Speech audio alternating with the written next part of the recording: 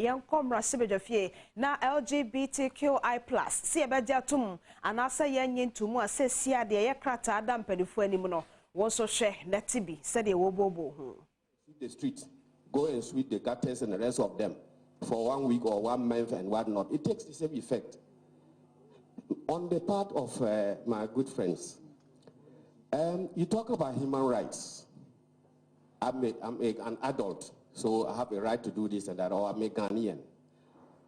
Abortion is criminalized in the country unless it is medically advised or directed. That is one of them. I mean, what do you say about that? Is there no human rights?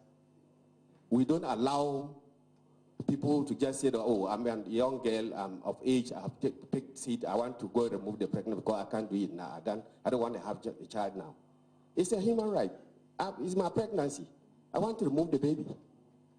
Does the law allow that without medical advice? No. Is it not against their human right, or it is for? I want to kill myself, suicide. I want to take my own life. I'm fed up. They say, no, you cannot do it. Why? Is it not his human right to take his own life? Is it your life? Let's be realistic. That the law is a double-edged sword. It cuts here and cuts there. So if we are talking about human rights, we shouldn't exaggerate it. It cannot be exaggerated. Otherwise, everything we do on earth is human right. And therefore, we should allow people to live under the era of Chaka the Zulu of South Africa, living by might and not by right. Honorable Cletus, thank you very much. I just want to remind you that quite recently we amended the traffic offenses or whatever, and then said that motor offenses, and said that drivers that get themselves in accidents and it results in the death of futures, that driver will be punished. A clear indication that futures also have rights. The unborn child, they have the right to life. Now, I think we would pause here and then listen to the responses from the two speakers. Okay. Right. Thank you very much, Chairman, and good afternoon to you and your honorable members and to everybody else. I think I want to start with a question by Honorable Dominic Ayeni on the opinion polls and the intolerance. I think that what the opinion polls by the CDD shows, more than anything, is about how intolerant we are as a society. Similar to the Pew Research Center research that was cited. Madam, sorry to interrupt. Could you please introduce yourself? Oh, sorry. Techua Menu, I had introduced myself. Right. I'm a member of the concerned Ghanaians. Okay, thank you. So, you have disallowed any questions on the Article 108. So I'm going to the question that Honorable Dominic Ayeni had asked about what we made of the opinion poll conducted by the CDD that showed that 93% of Ghanaians would not want to have a gay person as their neighbor.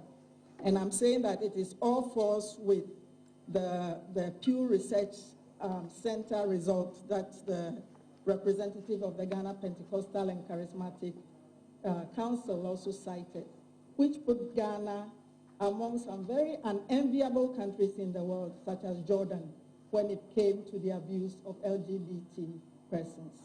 Now, such views found expression when Ghana underwent its Universal Periodic Review before the UN Human Rights Council in 2017 in Geneva.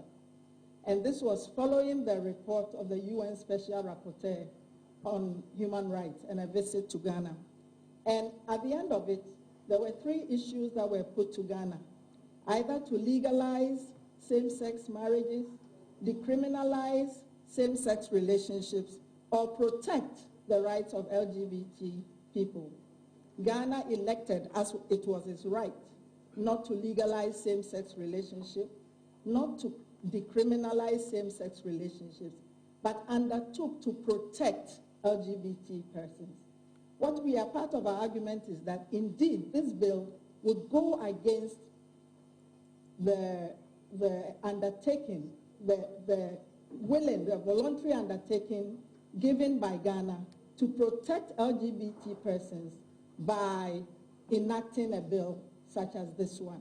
And I think that events of the last few weeks have demonstrated to all of us what is in store for persons who are LGBT.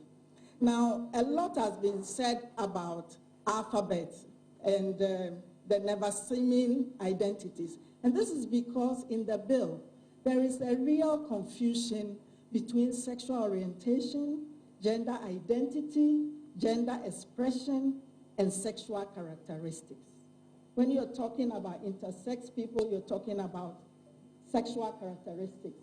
When you're talking about gays and lesbians, you're talking about sexual orientation.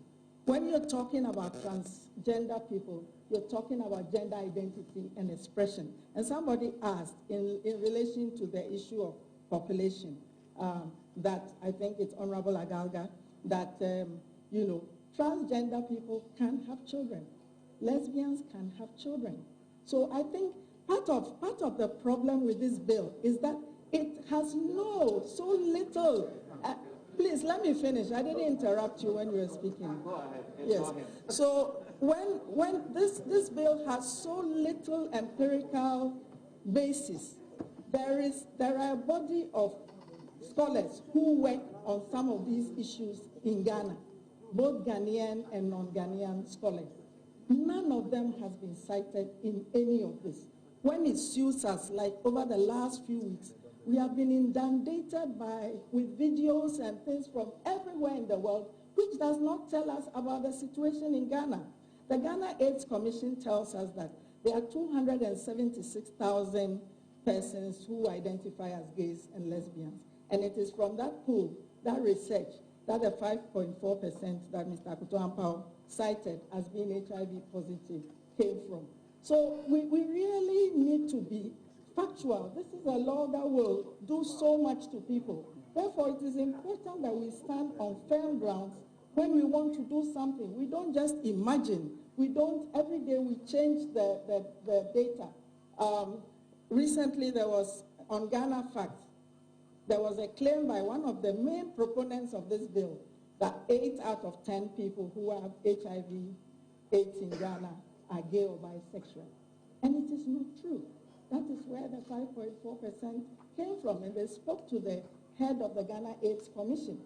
When it was put back to the proponent, he says, oh, this is just a figment of the gay and lesbian community. So you cannot be like Alice in Wonderland and choose which facts you want and what you do not want. So in respect of this opinion poll, the 93%, the Ghanaian government has undertaken before the world body to protect those people. And we are arguing that this law will actually subject them to hate, etc. Now, Honorable Ayariga, I note that you are a member of this committee, so you will have the opportunity to read our memo in detail, where we detail chapter and verse what are the problems with the clauses. So we have not glossed over them. As you very well know, in the Constitution, there is no mention of public welfare. It talks about public health, public interest, and public morality. But public morality is in Article 164, and it is in relation to the freedom of the press and media.